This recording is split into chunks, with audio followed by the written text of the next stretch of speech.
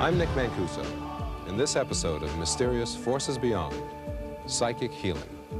I suddenly realized I sensed an illness in someone. It was instantaneous. There is an energy that pervades the universe, and some people are sensitive enough to tune into that energy. Some of our patients went to healers and come back, changed physically.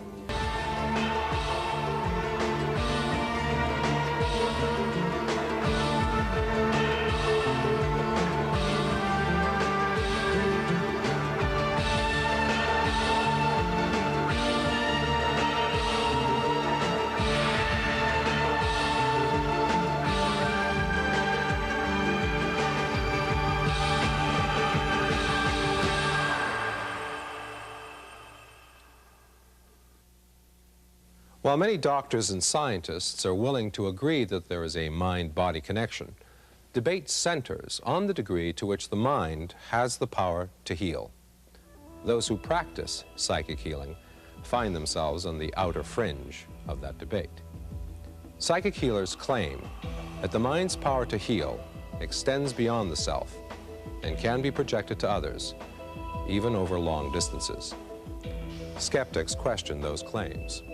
But the answers, say psychic healers, are all in the mind.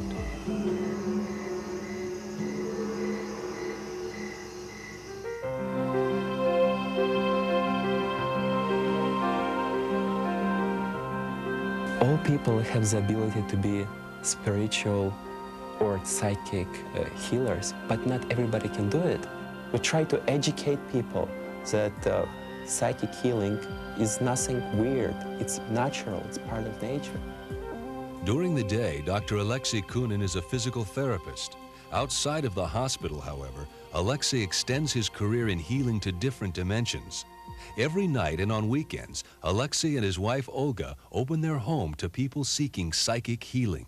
Olga and I, we don't use our life force energy. We purely channel of light. We channel cosmic energy through our body.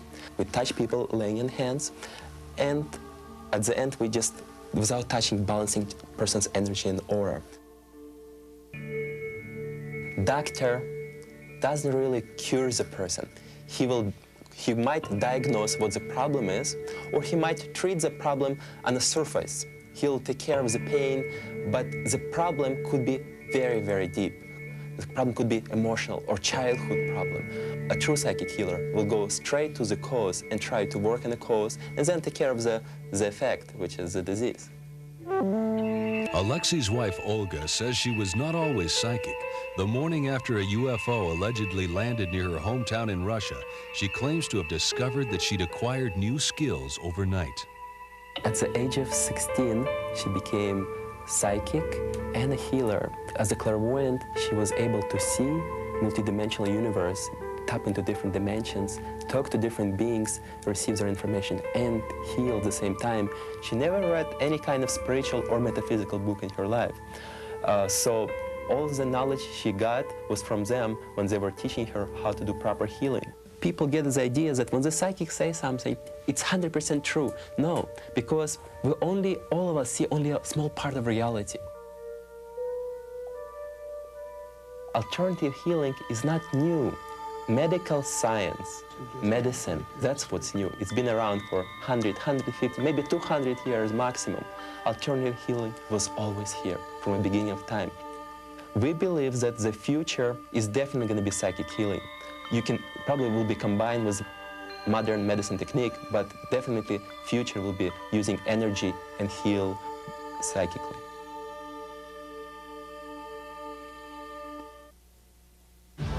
A person with a terminal disease, someone in chronic pain, these are people in desperate need of help. And when conventional medicine cannot save them, many turn to alternative therapies, including psychic healing. Few people are more closely associated with the supernatural than renowned psychic Edgar Cayce, who became a leading proponent of the power of psychic healing. Edgar Cayce discovered firsthand the seeming power of psychic healing when, as a young man, he successfully diagnosed his own cure for a rare throat paralysis considered incurable by medical experts at the time. Years later, the medical world took notice of Casey's psychic healing claims when his wife was struck down with tuberculosis and Casey himself diagnosed a treatment that brought about her full recovery. After Casey's death in 1945, psychic healing gained wider acceptance. One Eastern form of energy healing, Jo-Ray, has been practiced in America for 40 years. In Jo-Ray, healing energy flows through a channeler and is directed to the patient.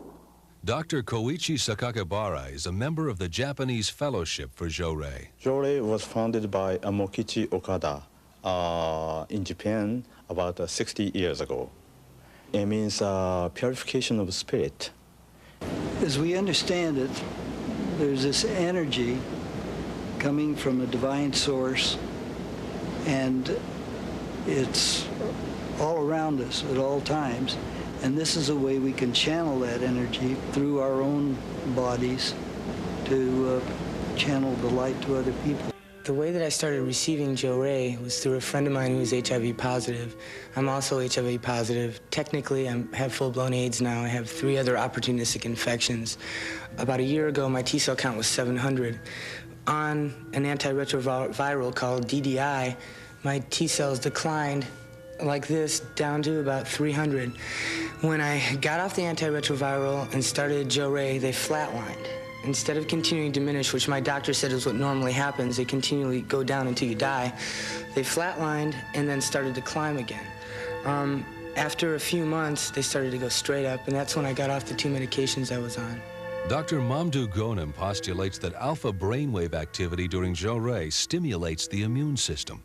Beta wave is increasing during stress, and alpha wave is very low at this stress condition too. However, preliminary results with Dr. Chiga, who is a brainwave specialist, found that during receiving Jo-Ray, alpha wave significantly increase and the beta wave significantly decrease, and this happened in a few minutes.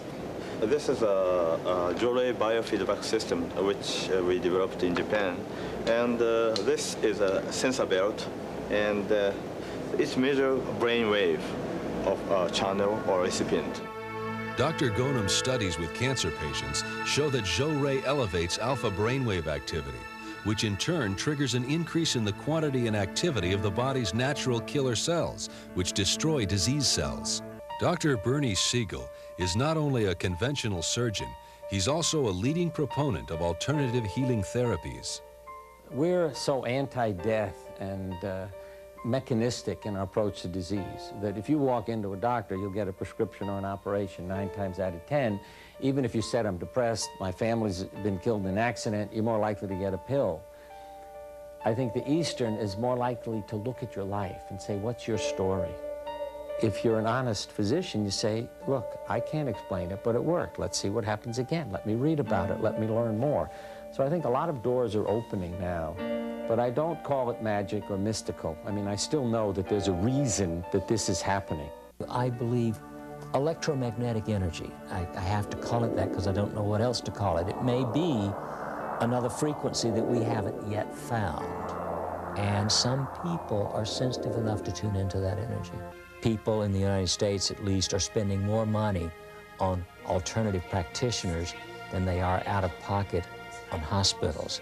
They're making more visits to alternative practitioners than they are to primary care physicians. Now, that tells me a lot.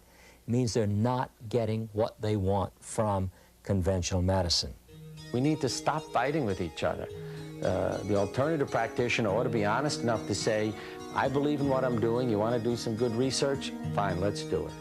And if you show me that I'm not effective and it isn't making a difference and it's all in people's minds or a placebo effect, then I'll stop doing what I'm doing and I'll change to something else. And I think that's what we need to be able to do. Every day, people around the world treat their health problems with healing methods unexplained by conventional medical science. Practitioners and patients claim incredible results, and while skeptics remain unconvinced by such miracles, the popularity of unconventional therapies, including psychic healing, continues to grow. Next time, journey with us to the borders of the known and the unknown on Mysterious Forces Beyond.